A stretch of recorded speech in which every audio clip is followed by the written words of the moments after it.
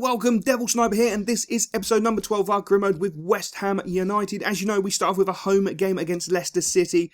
Hopefully we can continue on our good form. We got a nice 3 points against Sunderland. Great goal by Sacco, pouncing on that defender like an absolute predator. Of course, the game against Swansea didn't go our way, and I was really disappointed because I feel that we played the better football. We just didn't take our chances, and we made a couple of really sloppy errors to allow Swansea in, and they punished us. But that's the way football goes. We've got to pick ourselves up, and we've got to improve. And we've just got to basically defend better and play better. But that's the team I'm going with. A nice 4-4-2 formation. We've got Zerati on, we've got Sacco, we've got Valencia. Obviously Noble hopefully getting forward with that little bit of goal. And I love being at the bowling with the home fans. They're absolutely sensational. They really do make a lot of noise. They make it quite intimidating for the away fans and the away team to come to the bowling, which is absolutely sensational. As you see, we will kick the game off, shooting from left to right. We start the game off very brightly with Zerati picking up that ball in the centre of the park, knocking it onto the Cockney genius, that is Noble. Noble with a beautiful ball into Zerati. Zerati trying to make some time and space for himself, but he gets literally hauled down. I've got to say, that was a rash decision, in my personal opinion, by the Leicester City defender. You know, there was no need. I mean, Zerati was going out to the right. He may have been able to cut him, but he would have had a better opportunity by standing on his feet, but he just hauled him to the deck, which is unfortunate. And of course, Downing's going to step up with his magical wand of a left foot. He's been working on these in training all week long, and it has paid off. What a fantastic goal by Downing. Absolutely sensational. The boy has been relentless with his practicing of set pieces from different ranges, and to actually have one come off is absolutely fantastic. I'm ecstatic for the lad. I still believe he should get his England call up, as along with Mark Noble, who's been playing so well, and I can even, you know, Tompkins, he's been playing so well.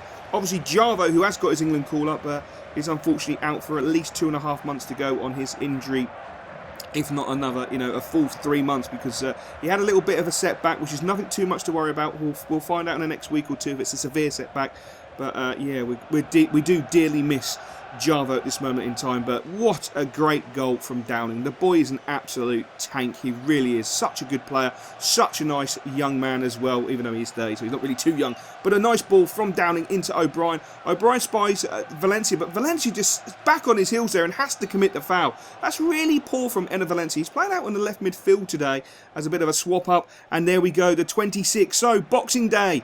If you've had enough of Christmas and enough of turkey, come down and join the away fans at Stamford Bridge to see the game against Chelsea. I'm sure it's going to be an absolutely spectacular game, but we're playing great football. The ball out to Zerati on that left-hand side, getting into the box, looks to pull it back, but unfortunately he pulls it behind Sacco, which is really unfortunate. Otherwise it was just great play from Zerati. He gets in all the right places, all the right spaces, at all the right times, but he just can't seem to execute what he's doing at this moment in time. But look at our defending. We're defending so stoutly. I mean, it was a half chance, if that, if you ask me. We'd shut down all the avenues, and then they had a little bit of a shot, nothing too much. Adrian had that card, but look at Song again, really starting to dominate in that centre midfield. Knocks the ball through to Sacco. Sacco with a great shot. Unfortunately, the follow-up header doesn't go anywhere, and then Sacco gets his bearings all wrong and just sticks it wide of the far right post, which is one of those things. But Downing picking up that ball again, really is playing so well, opens up his afterburners, realises that he's going to get caught by Koscielny, turns back inside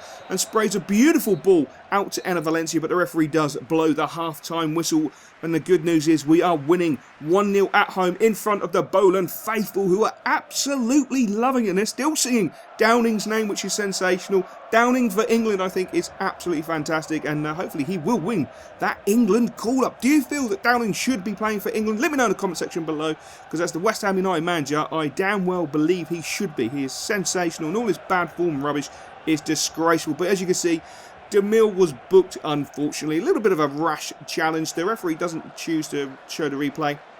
I think it was a 50-50 challenge. He was just a bit stronger, and unfortunately he gets punished for it. But O'Brien down that left-hand side, not as quick as Creswell, but just as good getting down. That's why he's keeping Creswell out the side, you know. He's a good, solid fullback, doing a great job.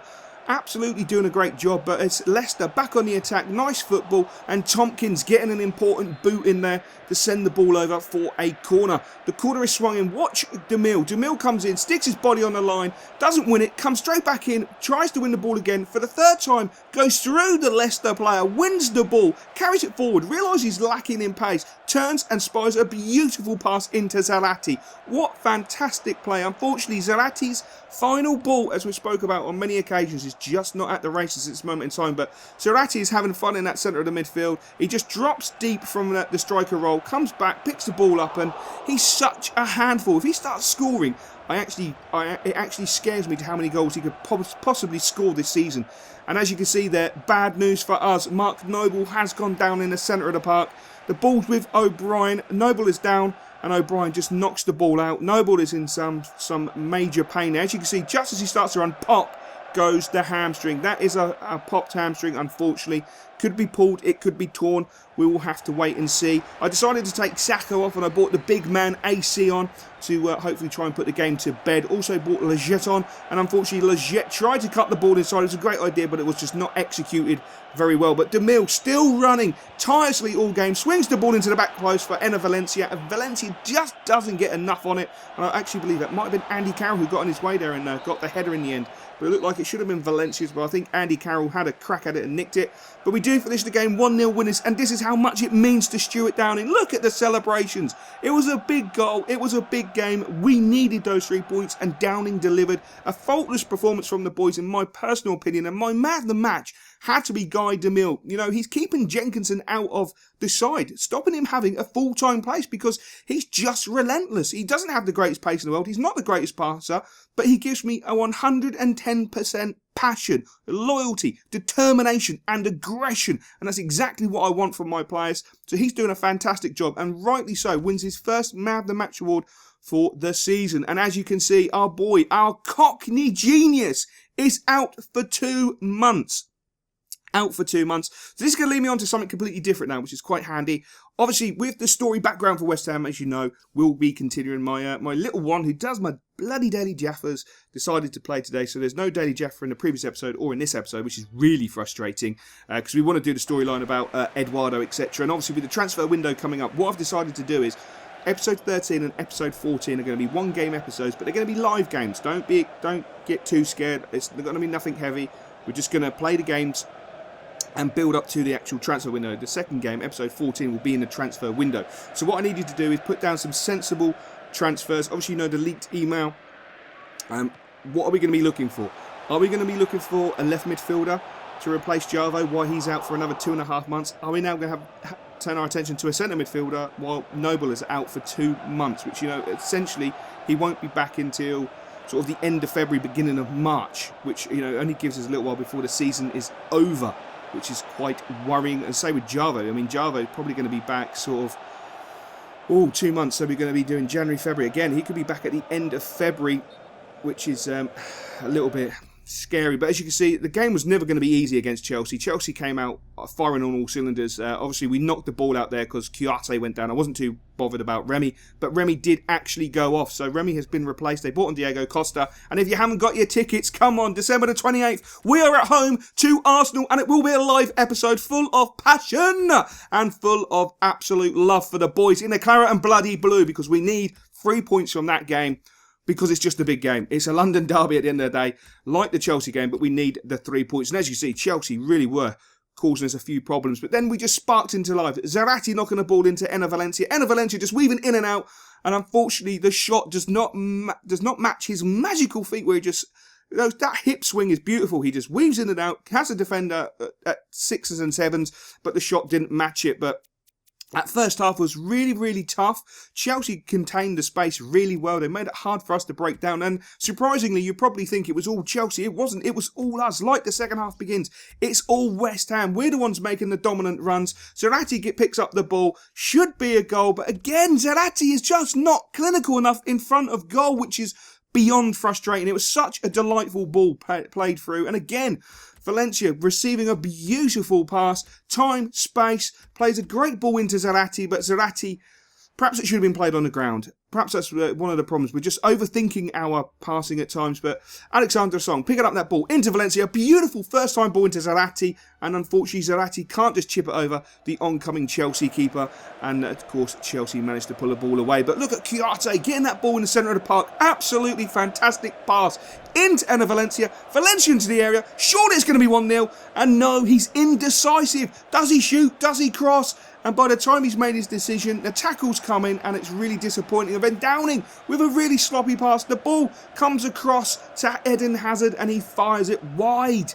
We really were living on the edge, but we were playing the better football. We were going for it. As you can see, Valencia down on that right-hand side, spies the run at the far post for Sacco, into Sacco, and he just puts it millimetres wide at the post. It's just disgraceful. We're playing so well. Chelsea are hanging on for dear life. Krezers, nice ball over the top, into Zarate, the turn, the finish. It's just wide of the far post. Chelsea, I can't believe Chelsea are holding on. I really can't. A nice tackle there from Kare in the centre of the park. The referee did wave play on, and the ball unfortunately does go out. And the referee will book Kare for that tackle. I've got to say, on watching it back on the actual monitor, leading with his studs showing, goes straight through Diego Costa. And Costa, I'm surprised, didn't snap his neck the way he landed.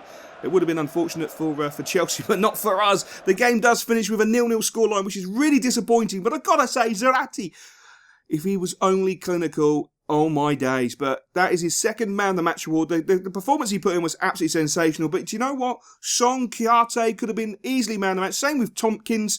They all played fantastically, but I had to pick Zarate because he just looks so sharp up top. He's just got to work on that finishing, and hopefully we can start moving up that table. But as I say, we're playing Arsenal next, who you can now see are in 12th position. They've made a hell of a comeback considering they only had one win shortly, not long ago. We are now in 9th, and we're doing really well. I used to dream about cars